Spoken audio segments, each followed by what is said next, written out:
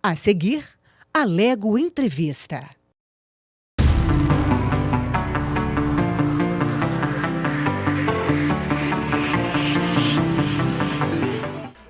Alô, você que está ligado aqui na TV Alego, um grande abraço, obrigado por deixar-nos entrar na sua casa.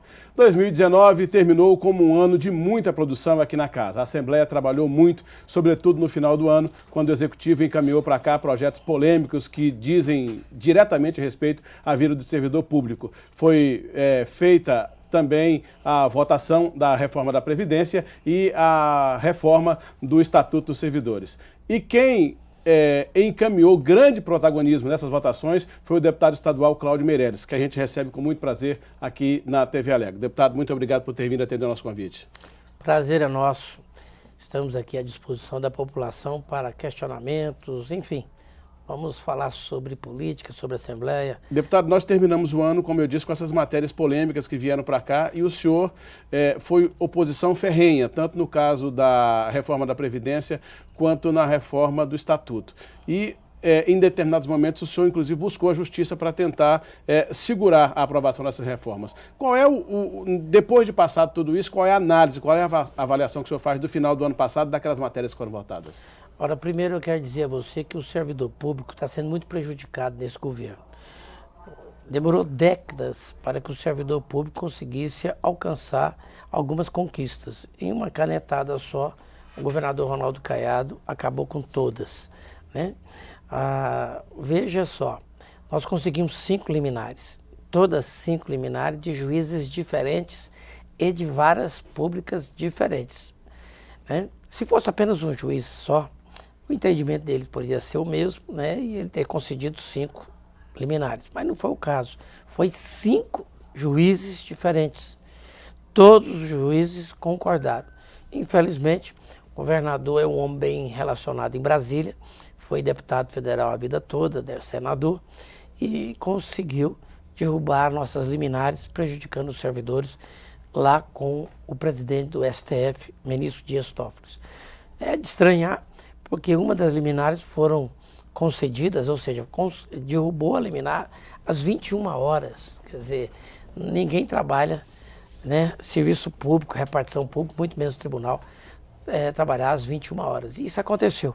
Então a gente percebe que as decisões do Supremo foi muito mais de caráter político, né, por amizade ao ministro, né, presidente do STF, do que por mérito.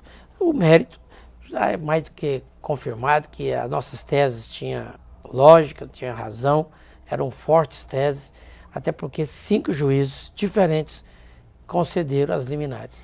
Infelizmente, o governo do estado sobressaiu, porque tem o STF próximo, e aí o prejuízo ficou para o servidor público do estado. Durante a discussão dessas matérias, deputado, o senhor disse sempre que o Estado não estava sendo totalmente verdadeiro quando dizia que esse remédio amargo precisava ser aplicado. Por que o senhor dizia isso? Por que o senhor continua dizendo isso? Olha, a estratégia de Ronaldo Caiado de falar que a terra está arrasada, ela começou a cair exatamente quando ele convocou os técnicos do Tesouro Nacional para vir aqui para analisar o Estado, na intenção de levar o Estado para o regime de recuperação fiscal. Os técnicos, ao analisar as contas do Estado, falou que o Estado não tem perfil para ingressar no regime especial, né, de fiscal. Então, o Estado pode passar por dificuldades, mas não é só o Estado de Goiás, é o Brasil inteiro. Mas, perante os outros estados, Goiás está muito na frente. Goiás está bem em relação a outros estados. E mesmo assim, o Ronaldo Caiado insiste em dizer que pegou o estado quebrado. Não é verdade. É uma estratégia política que Ronaldo vai fazer, dizendo que está tudo ruim, até para explicar a inoperância do governo dele, né? Daqui uns dias ele vai culpar Deus também, porque choveu demais esse ano, já que as estradas estão se acabando. O que acontece com esse governador, meu amigo? Ele entrou na vontade realmente de mostrar para o povo de Goiás que tudo no passado era corrupção. E aí andou suspendendo, certo, os contratos, as licitações na antiga Getop, hoje Coinfra. Com isso, quando encerrou os contratos para poder apurar se estava superfaturado ou não, as rodovias continuaram aí sendo usadas e as empresas ficaram impedidas, porque não tinha mais contrato. E aí nisso os buracos aumentaram, as chuvas vieram e não tem empresa para poder arrumar.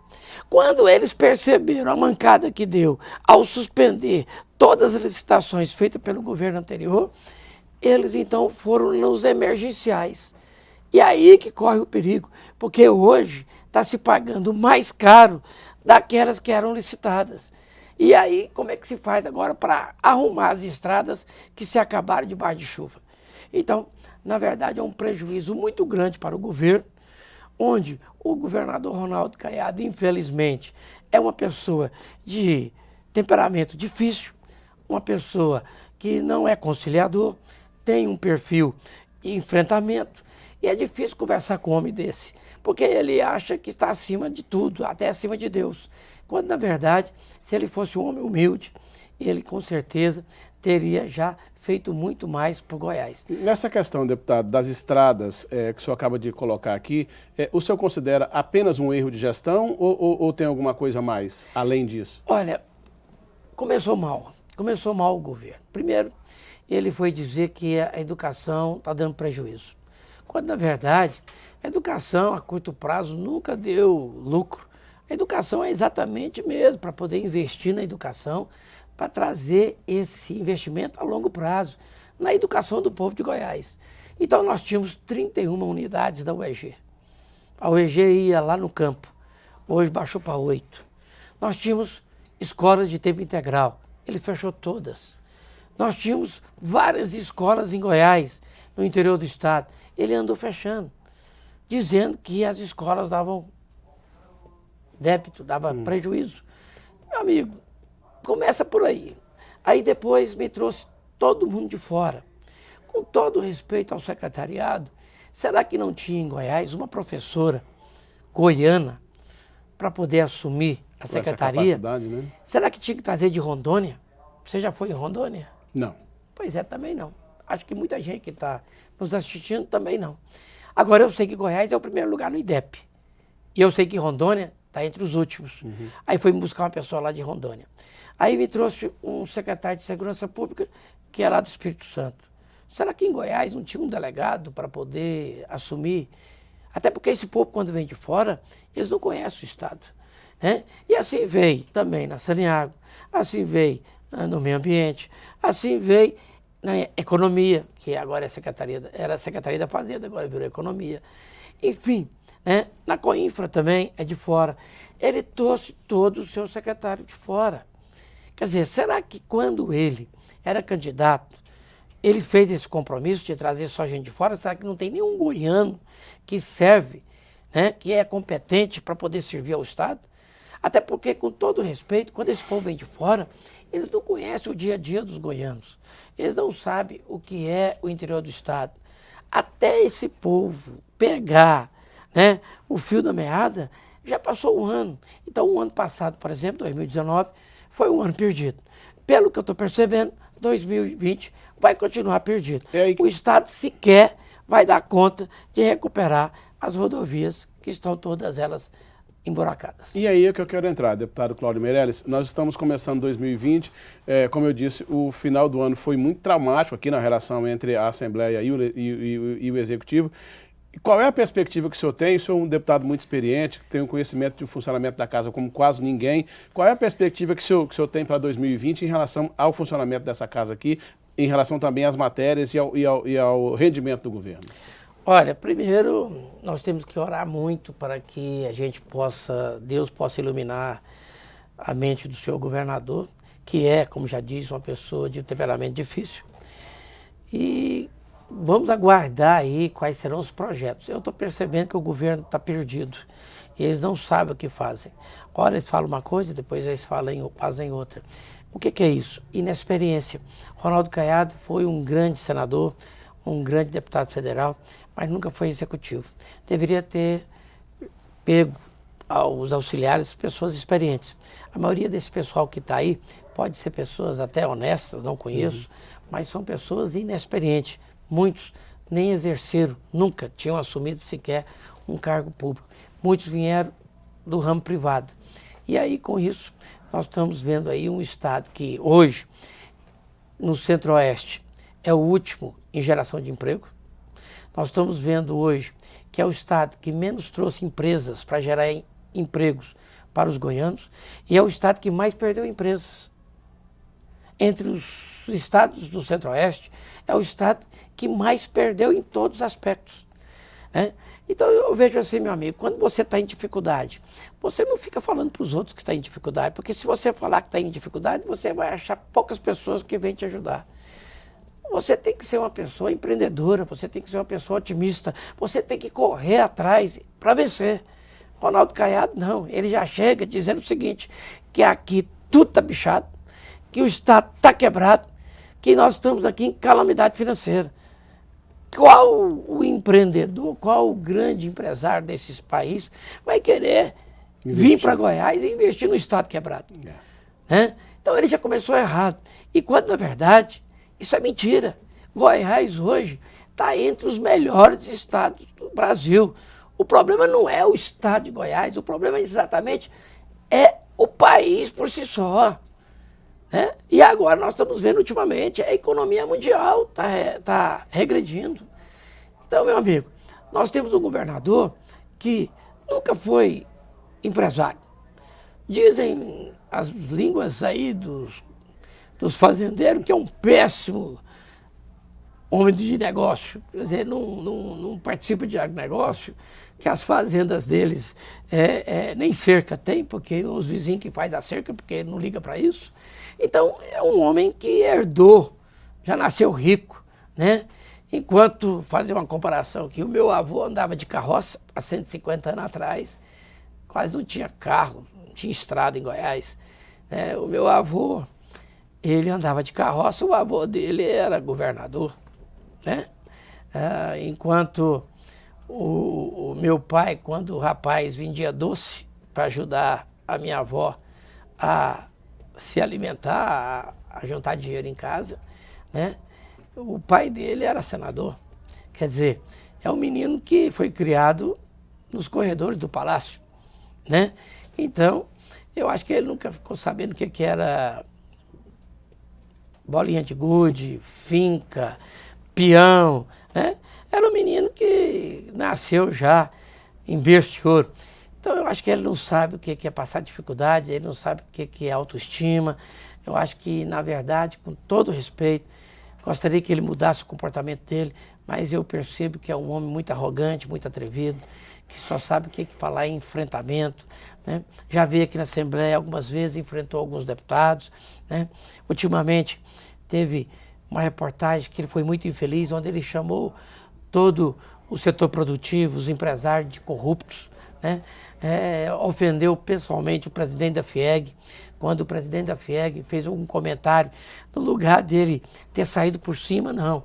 Ele baixou mais ainda o nível e aí ele chamou o Sandro Mabel e xingou a pessoa do Sandro Mabel. Quer dizer, nós não elegemos um governador para descer o nível.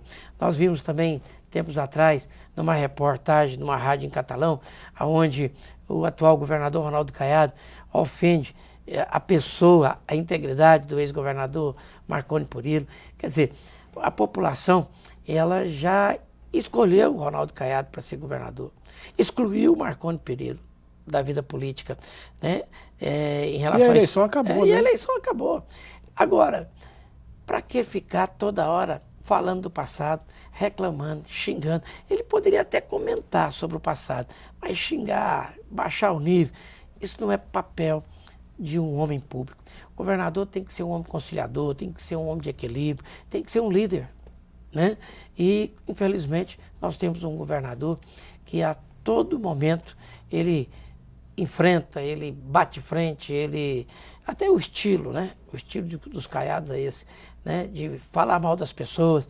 Eu vejo que se Ronaldo Caiado não mudar o estilo dele e se ele não melhorar o governo, esquecer o passado e começar realmente a trabalhar, eu acredito que vai ser um governo de um mandato só. Tá, deputado Cláudio Meirelles, tratando agora especificamente do caso da Assembleia, nós tivemos esse primeiro mês e aí eu vou de novo me reportar a experiência que o senhor tem, com alguma dificuldade para ter quórum para realizar sessões para votar as matérias. O presidente, inclusive, Lissauer Vieira, chegou a ameaçar a cortar o ponto dos deputados que não vierem ao trabalho. Eu pergunto ao senhor, esse é um ano de eleição municipal, uma eleição importante. Qual é a expectativa que o senhor tem em relação a isso? O senhor acha que o presidente conseguirá realizar as sessões? Como é que o senhor acha que consegue resolver esse problema para que os deputados continuem trabalhando no interior, nas bases, e dando quórum para realizar as sessões? Olha, a história da Assembleia e do Legislativo já fala. Não tenha dúvida, vai cair o quórum da Assembleia. Nós temos aqui políticos, né? E muita gente confunde a coisa. Acha que o deputado só vive na sessão e o trabalho dele é só na sessão, quando, na verdade, o trabalho do deputado é dentro da Assembleia e fora da Assembleia. Às vezes até maior fora, né? Exatamente. Quando o político vai lá no interior e pede o voto, depois o próprio povo de lá fala, mas só voltou aqui para pedir voto novamente. Quer dizer, ele não volta para poder, às vezes, para dar assistência. Quando ele vai no interior, certo? E falta aqui em Goiânia, a própria imprensa vem e questiona o político. Então o político fica numa situação meio difícil, porque ele tem que conciliar Goiânia e também o interior do estado. Eu, por exemplo, todas as terças, às quintas estou aqui, mas nas quintas, mesmo de noite, eu já saio para poder viajar para o interior. Isso é toda semana. Todo final de semana eu viajo ao interior. Como eu não tenho uma região própria, eu atinjo, né, todo o estado, então para mim é uma dificuldade imensa, porque eu tenho que correr muito, correr bastante o trecho. Então eu vou ao norte, ao sul, ao leste, ao oeste, e nós temos, por exemplo, uma cidade que eu represento, que é Monte Alegre, daqui lá é 600 quilômetros, e com um problema, eu ainda tenho que atravessar Brasília. E em Brasília eu perco 2 horas. Né? Então, uma viagem que deveria ser de 7, 8 horas, eu gasto 10, 12, né? Porque vai de carro. Então, você gasta um dia inteiro para chegar lá. Ficar lá só na parte da manhã e voltar, então você aproveita e já começa. Então, eu já saio daqui, por exemplo, já passo em Alexânia, onde eu tenho base. Depois eu já passo em Novo Gama. Eu já passo em Planaltina, São João da Aliança, Alto Paraíso, Cavalcante, Teresina, Monte Alegre, Campos Belos. Dali eu já saio pelo Tocantins, certo? Passo em Arraias, passo em Paraná, já entro lá no município de Montevidéu, que é onde eu tenho base. E aí vem Montevidéu, né? Faz o caminho de Trombas, volta. Exatamente. Aí Trombas, né? Aí Formoso, aí Santa Teresa. Dali eu defino o que eu faço. Se eu desço, né? Vou até a Porongatu, dali para São Miguel, ou então se eu volto para Goiânia, passando para o Campo Norte. Então você percebe o tanto que você viaja, né? Você tem que dar assistência. E não adianta. O político, ele tem que ir ver as dificuldades do povo. Hoje o maior problema de Goiás, não bastasse as estradas, eu te afirmo. Sabe qual que é um dos grandes problemas que os goianos hoje enfrentam? Saúde? Exatamente. Está sabendo. Área da saúde. Quem precisar de uma UTI no interior do estado, morre. Primeiro porque no interior do estado não tem. Onde tem, são poucos lugares. Exemplo, Goiânia e Anápolis. E para você conseguir uma UTI, meu amigo, é a coisa mais difícil do mundo. Aqueles que estão nos assistindo, né? Deus me livre, como diz, que não necessite de uma UTI ou mesmo de um parente. Porque se precisar pelo SUS, morre. Não tem. E o pior, nós temos hoje um governador que é médico. Ele teria que ser o primeiro a ficar sensível a essa causa e resolver o problema. Mas entra governo, sai governo, todos. Deputado, mas os hospitais, são assim. Os hospitais públicos dessas regiões que o senhor passa, visita, acaba de relacionar todas elas aqui, eles não funcionam? Amigo, primeiro você fala hospitais públicos. Os hospitais públicos são da prefeitura. Prefeitura que não dá conta nem de arrumar sequer a cidade, limpar a cidade, né? Muitos professores entrando em greve porque o município não dá conta de pagar nem sequer o piso salarial dos professores. Como é que dá conta? E outro detalhe, o médico, ele E o hospital ele não pode negar paciente. Então você vê, por exemplo, vou citar um exemplo lá do extremo Porongatu. O que mais acontece é acidente na BR-153. Até mesmo lá no estado de Tocantins, corre para Porongatu. Ali no extremo, a divisa dos dois estados, corre para Porongatu. Quando chega em Porongatu, o hospital que teria para o povo de Porongatu, é um hospital municipal, não bastasse o povo que vem acidentado, e não tem como negar o atendimento, 14 cidades que contornam Porongatu também correm para lá. São da microrregião de Porongatu. E ninguém paga a prefeitura por esse atendimento. E aí tem que atender, vai deixar morrer? Bem, aquilo que é mais grave, tem que correr para onde? Ou para Goiânia ou para Anápolis. Quando chega e fala que é UTI, não tem. Ou morre por lá mesmo, ou morre na estrada, certo? Porque se precisar de UTI pelo SUS, demora às vezes até 15 dias para sair uma vaga. Agora você imagina, se alguém está precisando de UTI, uma pessoa esperar acidentada, 15 dias. É. Então hoje, eu digo assim, esse vírus que está chegando aí, né, já está chegando aqui com caso suspeito em Goianésia, né? Amigo, se chegar no Brasil esse vírus na mesma intensidade como chegou na China, como chegou na Itália, nós vamos ter muita dificuldade, porque o aparelhamento da saúde pública desse país, ou pelo menos desse estado, certo? Está acabado. Tomara que não chegue, né, deputado? Olha, se chegar, nós vamos ter que orar muito, porque muita gente poderá vir a óbito, infelizmente. E o que é pior, entra governo, sai governo, continua a mesma coisa. O governo atual é criticando o passado, aí depois vai vir um outro governo que vai criticar esse, e fica nessa rola e não resolve, amigo. É verdade. E não resolve. Isso é lamentável. Deputado Cláudio Meirelles, muito obrigado por ter vindo aqui à TV Alego. Nós vamos certamente ao longo desse ano nos encontrar muito mais vezes. Obrigado ao senhor. Eu quero colocar o nosso gabinete à disposição para críticas e sugestões. Deixar o nosso telefone, pode? Claro, à vontade. Tá. 3221-3080. Vou repetir, 3221-3080. Precisando do deputado Cláudio Meirelles, pode contar. O que nós pudermos fazer para a população, nós estaremos sempre de braços e corações abertos. Ok, conversamos com o deputado estadual Cláudio Meirelles, ele é o primeiro secretário da mesa diretora da Assembleia e, como vocês viram, o deputado trabalha muito, viaja muito, vai muito atrás das bases eleitorais e é a primeira vez que um deputado abre o gabinete dessa forma aqui, porque os colegas dele vêm aqui, claro, falam, os gabinetes estão à disposição, mas é o primeiro que deixa, inclusive, o telefone 3221 3080 à disposição da população. Muito obrigado pela audiência, a gente se encontra logo logo. Até mais.